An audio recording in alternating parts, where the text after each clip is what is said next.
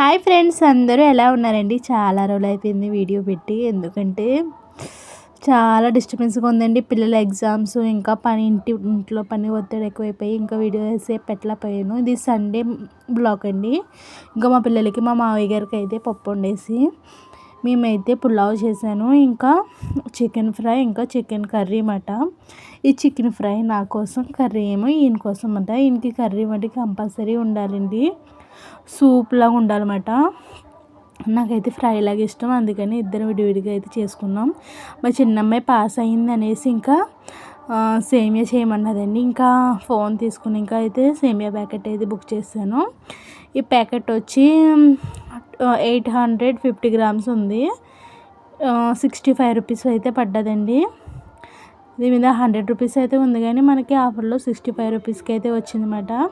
సరేలే, ఎప్పుడైనా సేమియా ఉప్మా ఇలా అత్తమాట సేమియా అడుగుతూ ఉంటుంది మా చిన్నమ్మాయి, అందుకోసమే ఈ పొట్టు అయితే పెద్ద ప్యాకెట్ బుక్ చేశానండి.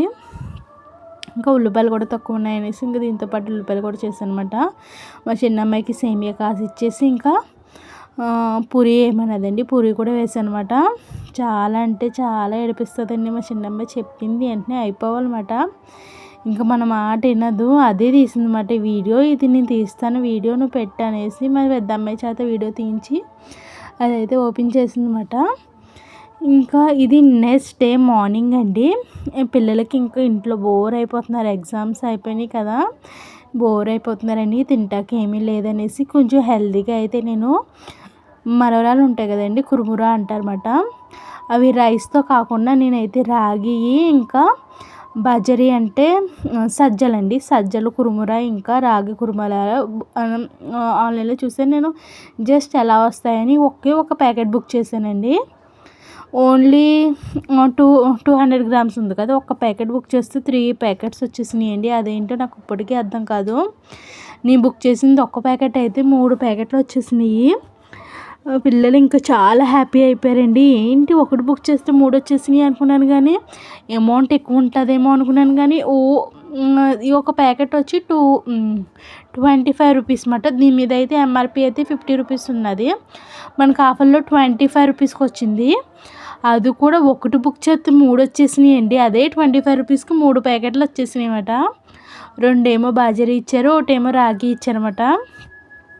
నిజంగా చాలా సర్ప్రైజ్ అయిపోయాను. ఏంటి ఒకటి బుక్ చేస్తే 3 ప్యాకెట్లు వచ్చినాయి, అమౌంట్ ఎక్కువ అనుకుంటే కాదు, అదే 25 రూపీస్కి 3 ప్యాకెట్లు అయితే వచ్చినాయి అన్నమాట. చాలా మెరుకులుగా ఉంది కదండి, నాకు కూడా చాలా హ్యాపీగా అనిపించింది. అదేంట్రా బాబోయ్, మా చిన్నమ్మాయి శృతి అయితే వెంటనే వాళ్ళ డాడీకి కాల్ చేసేసి, డాడీ ఒక ప్యాకెట్ బుక్ చేస్తే 3 ప్యాకెట్లు వచ్చినాయి అని, ఇంకా ఫ్రీగా వచ్చినాయి అంటే ఎవరికైనా ఆనందంగా ఉంటుంది కదండి. డబ్బులు పెట్టి కొనుక్కుంటే అంత ఆనందం ఉండదు, కానీ ఫ్రీగా వచ్చినాయి అంటే ఎవరికైనా హ్యాపీగానే ఉంటుంది కదండి. ఇంకా పిల్లలు బాగా బోర్ అయిపోతున్నారు అనేసి ఈవినింగ్ అయితే అలా మార్కెట్లోకి వెళ్ళాము, చెరుకు రసం తాగొద్దాం అనేసి.